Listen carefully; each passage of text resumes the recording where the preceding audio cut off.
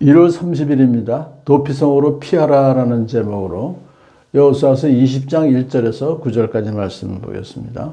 주님께서 여호수아에게 말씀하셨다. 너는 이스라엘 자손에게 이렇게 일러라. 내가 모세를 시켜 너에게 말한 도피성을 지정하여 고의가 아니라 실수로 사람을 죽인 사람을 그곳으로 피하게 하여라. 그곳은 죽은 사람에 대한 복수를 하려는 사람을 피하는 곳이 될 것이다.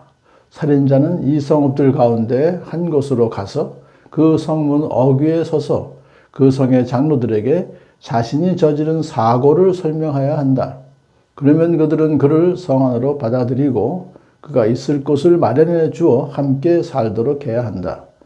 죽은 사람에 대한 복수를 하려는 사람이 뒤쫓아 온다 할지라도 그 사람의 손에 살인자를 넘겨주어서는 안 된다. 그가 전부터 그의 이웃을 미워한 것이 아니고 실수로 그를 죽였기 때문이다. 그 살인자는 그 성읍에 머물러 살다가 회중 앞에 서서 재판을 받은 다음 그 당시에 대제사장이 죽은 뒤에야 자기의 성읍 곧 자기가 도망나갔던 성읍에 있는 자기의 집으로 돌아갈 수 있다. 그래서 그들은 요단강 서쪽 지역에서는 납달리 산간 지방에 있는 갈릴리의 게데스와 에브라임 산간 지방의 세겜과 유다 산간 지방의 기럇 아르바 곧 헤브론을 도피성으로 구별하여 지정하였다. 또 여리고 동쪽 요단강 동쪽 지역에서는 루벤 지파의 평지 광야에 있는 베셀과 갓 지파의 길앗 라못과 므낫세 지파의 바산 골란을 도피성으로 구별하여 지정하였다. 이 성읍들이 이스라엘의 모든 자손이나 그들 가운데 살고 있는 외국인 가운데서 누구든지 실수로 사람을 죽였을 때 그것으로 피하여 회중 앞에 설 때까지 죽은 사람에 대한 복수를 하려는 사람의 손에 죽지 않도록 하려고 구별하여 지정한 도피성이다. 아멘. 민수기 35장에서 이미 모세를 통해서 하나님께서는 도피성을 만들어라 하고 명령하셨죠.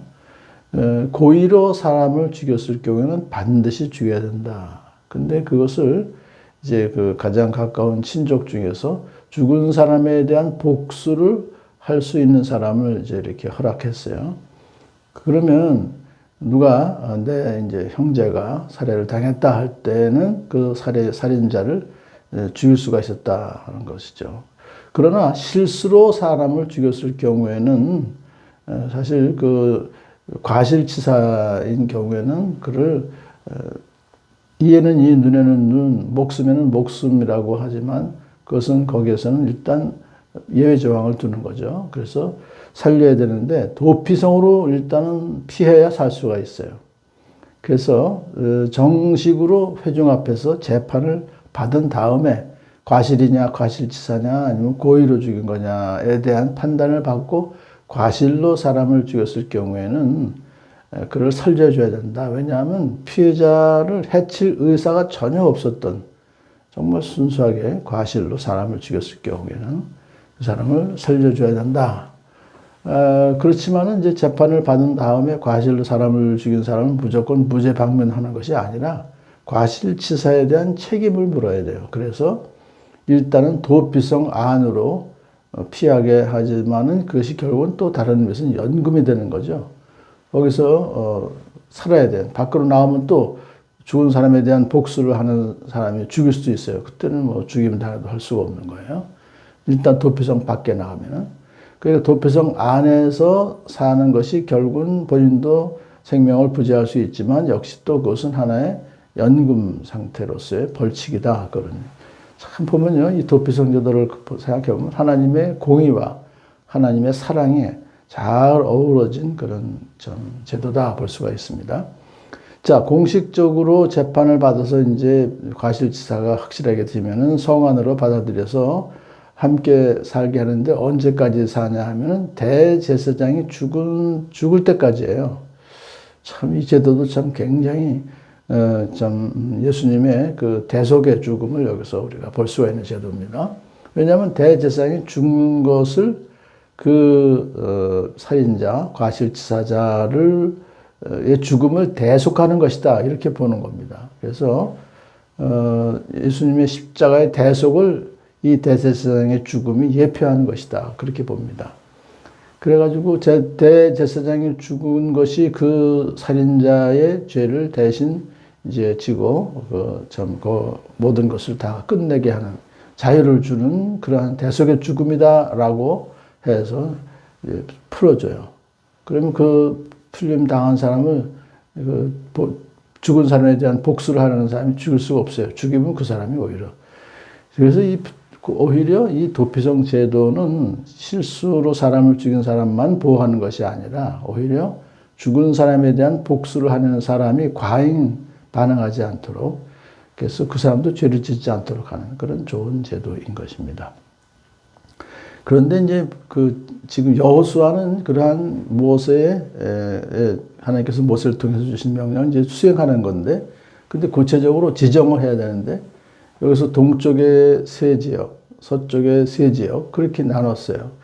사실 이걸 인구 비례로 보게 되면은 좀 맞지가 않지만 이것은 어디까지나 지역 안배를 한 겁니다. 사람들이 살고 있는 지역이 좀 많이 살고 있던 지역은 누구든지 빨리 갈 수 있도록 도피성으로. 그래서 요단강 동쪽에는 2지파 반밖에 안 되지만 거기도 3개. 서쪽에는 더 많이 9지파 반이지만 거기도 3개. 지역으로 쭉 분산시켰던 겁니다. 그 지역을 보게 되면. 그래서 빨리 갈 수 있도록 하는 제도고요. 또 하나는 이 9절 보니까 이 성읍들이 이스라엘의 모든 자손만이 아니라 그들 가운데 살고 있는 외국인들도 누구든지 갈 수 있어요. 하나님께서는 이렇게 차별 없이 모든 사람을 다 살릴 수 있는 제도를, 은혜를 베풀어 주셨다 하는 걸 볼 수 있습니다.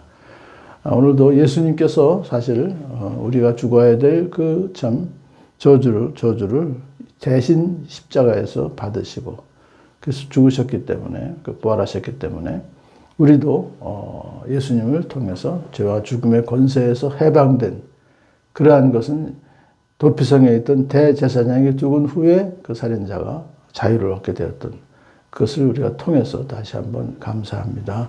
오늘도 우리를 참 죽어야 마땅한 그러한 우리를 살려주신 예수님의 대속의 죽음을 다시 한번 감사하며, 또 이 복음을 또한 이 사랑을 전하며 살아가는 복된 하루 되기를 축복합니다.